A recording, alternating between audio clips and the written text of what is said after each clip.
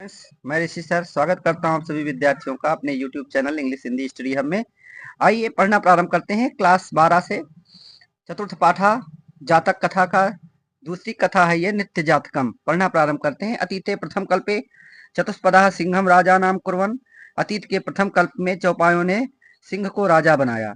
मत्स्य आनंद मत्स्यम, मछलियों ने आनंद मछली को राजा बनाया।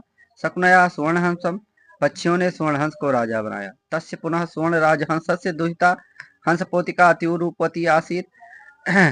तस्य पुनः स्वर्ण राजहंस। इसके पश्चात एक बार जब स्वर्ण राजहंस की पुत्री हंसपोतिका बहुत ही रूपवती थी, सुंदर थी, अत्यंत सुंदर थी। सा तस्य वरम दात, उसने उसको वर दिया। यत सा आत्मनिश्चित रुचितम, उसने स्वामिनम कि वह अपने रुचि अनुसार अपने स्वामी का वृणयत इति वर्ण कर सकती थी।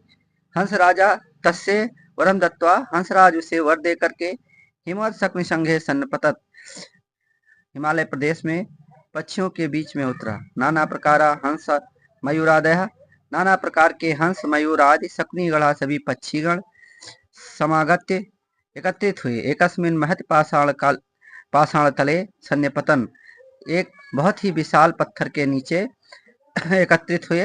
हंस राजा आत्मनम चित्तरुचितम स्वामिकम आगत्य वृणयत इति दुहित रामदिदेश। हंसराज ने अपनी दुहिता को आदेश दिया, अपनी पुत्री को आदेश दिया कि वह आए और अपने आत्मा के अनुसार, अपने चित्त के अनुसार अपने स्वामी का वर्ण करे।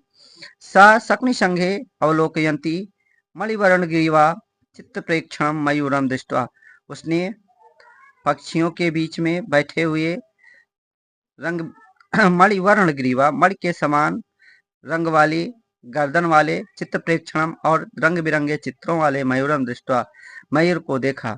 अयम में स्वामी को भवत, यही मेरे स्वामी होने के योग्य है, यही मेरा स्वामी होगा। इत भाषत, इस प्रकार कहा। मयूरा अद्यापि तावन में बलम न पश्यसि, अभी तुमने मेरा बल नहीं देखा है।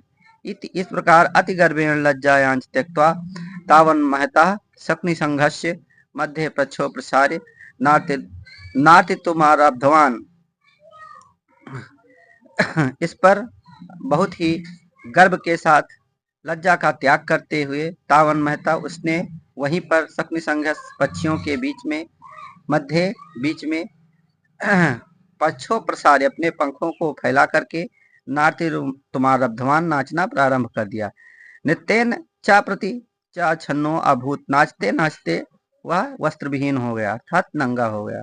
स्वर्ण राजहंसा लज्जिता, इस पर स्वर्ण राजहंस लज्जित हुआ। अस्य नयो ही अस्ति न बहरणाम, इसको यहाँ पर ना तो नाचने में लज्जा आई, ना ही समुत्थाने लज्जा, सभी के सामने अपने पंखों को फैलाने में लज्जा आई। ना समय गत्र पाए स्वदुहितरम दास्यामि इत कथयत, मैं ऐसे निर्लज्ज व्यक्ति को अपनी गत्रपाय अर्थात निर्लज्ज व्यक्ति को अपनी दुहिता अर्थात अपनी पुत्री नहीं दे सकता हूँ। इत कथयत, इस प्रकार कहा, अर्थात मैं ऐसे निर्लज्ज व्यक्ति के साथ अपनी पुत्री का विवाह नहीं कर सकता हूँ, ऐसे निर्लज्ज के साथ अपनी पुत्री का विवाह नहीं कर सकता हूँ। हंसराजा तदेव परिसन्न मध्ये आत्मनः भग्नेयाय हंसपोतकाय दुहितरम दात, हंसराज ने इस पर सभी के बीच में अपनी आत्मना अपनी भग्नेयाय बहन के हंसपोतकाय, बहन के पुत्र हंसपोतक को दुहितराम दात, अपने दुहिता को अर्थात अपनी पुत्री को सौंप दिया। अर्थात अपनी पुत्री का विवाह अपने बहन के पुत्र अर्थात अपने भांजे के साथ हंसपोतिका का विवाह, जिसका नाम हंसपोतक था, उसके साथ कर दिया। मयूरो हंसपोतिका प्राप्य लज्जिता, मोर हंसपोतिका को न पाकर अत्यंत लज्जित हुआ। तस्मात् स्थानात् पलायिता, और उस स्थान से पलायन कर गया। हंसराजो अपि हष्टमांसः स्वगृहम् अगच्छ, हंसराज भी प्रसन्न मन से अपने घर आ गया। तो ये आपका लेसन जातक कथा समाप्त हुआ। स्टूडेंट्स, अगला पाठ पढ़ते हैं अगले वीडियो में। तब तक के लिए धन्यवाद।